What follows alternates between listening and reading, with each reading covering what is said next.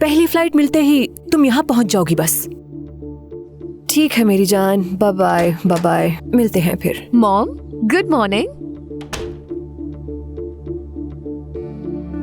Yale, क्या हुआ तुम्हें?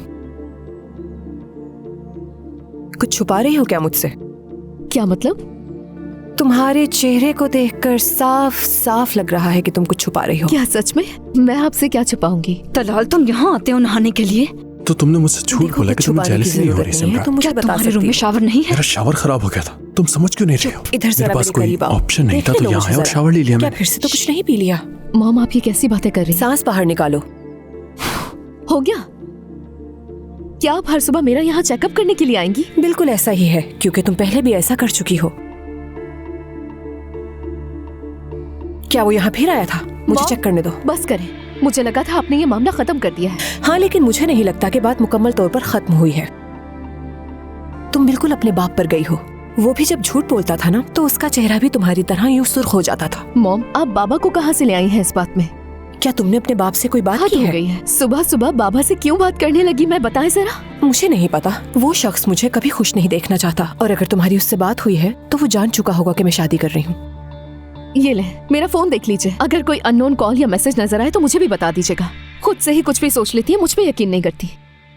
जरूरत नहीं। मैं नहीं चाहती कि आज किसी भी बात से मेरा मूड खराब हो, इसीलिए तुम मोहतात रहना। नादान लड़की, मेरी नजरें तुम पर ही हैं। अपना ख्याल रखो मेरी प्यारी सी बेटी।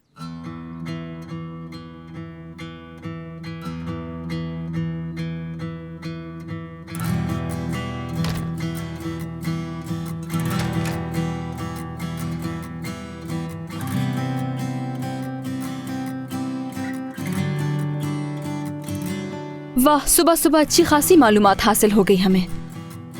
वैसे ये बताओ, तुम्हारी माँ तुम्हें रोज ऐसे ही चेक करने आती है? अगर आपकी सुबह की जियारत खत्म हो गई है तो मेरे कमरे से निकल जाइए। ठीक है, नाराज होने की जरूरत नहीं, यहाँ से हम चले जाते हैं। हाँ, वैसे यहाँ जो कुछ हुआ यहीं रहेगा। क्या मैं इस बात पर यकीन कर सकती हूँ? मैं बहुत अच्छी राहसार हूँ, फिक्र मत कीजिए। जबरदस्त।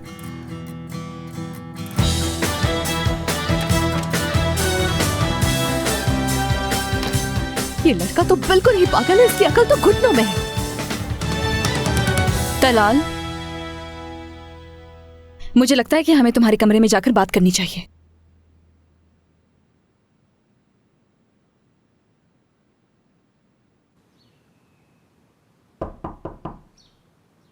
आए।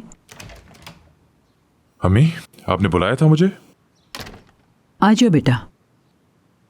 अम्मी, मैं आज के दिन इस घर में कोई तमाशा नहीं चाहता हूँ, खुदा के लिए प्लीज। नहीं नहीं, फिक्र मत करो, क्योंकि अब मैं जान गई हूं कि तुम अपने फैसले से कभी पीछे नहीं हटते, किसी सूरत नहीं।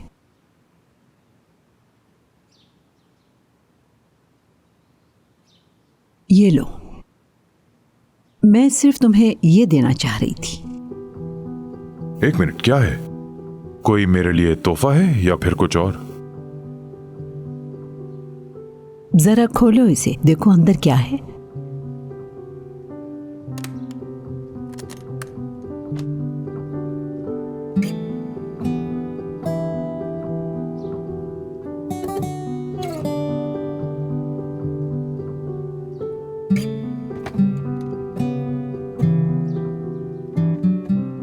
मैं कुछ समझ नहीं पा रहा। बिल्कुल वही हुआ जो मैंने सोचा था। भूल गए हो तुम, लेकिन मैं नहीं भूली। ये मेरी बनाई हुई सबसे पहली चीज थी। जब मेरी पहली औलाद ने इसे तोड़ा तो मैंने सारे टुकड़े जमा करके रख लिए थे। इसे पहले की तरह बनाने की मैंने अपनी पूरी कोशिश की, लेकिन ये पहले जैसा ना बन सका। तो क्या फिर से माजी की यादें ताजा करना चाहती हैं मेरे साथ, वो भी आज के दिन? जब तारीख ने खुद को दोहराया, मेरे पास और कोई रास्ता नहीं बचा। जब मेरी औलाद वही गलती दोबारा दोहराए जो कई साल पहले उसने किसी और औरत के साथ दोहराई थी, तो माँ होने के नाते मुझे वो जख्म याद दिलाने पड़ेंगे जो वो दे चुका है खुद को। जो दूसरों के लिए नहीं उसके लिए अजियत बने थे।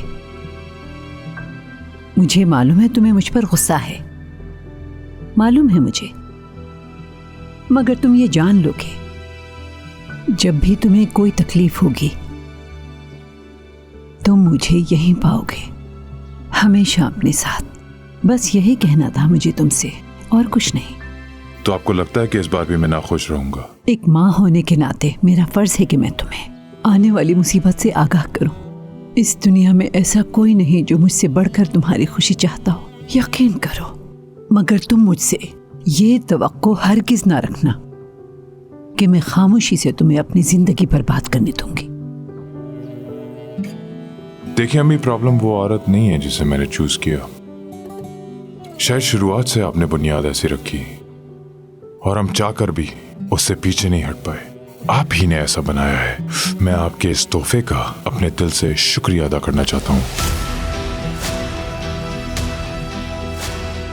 आपके दिए हुए हर तोहफे का शुक्रिया अम्मी।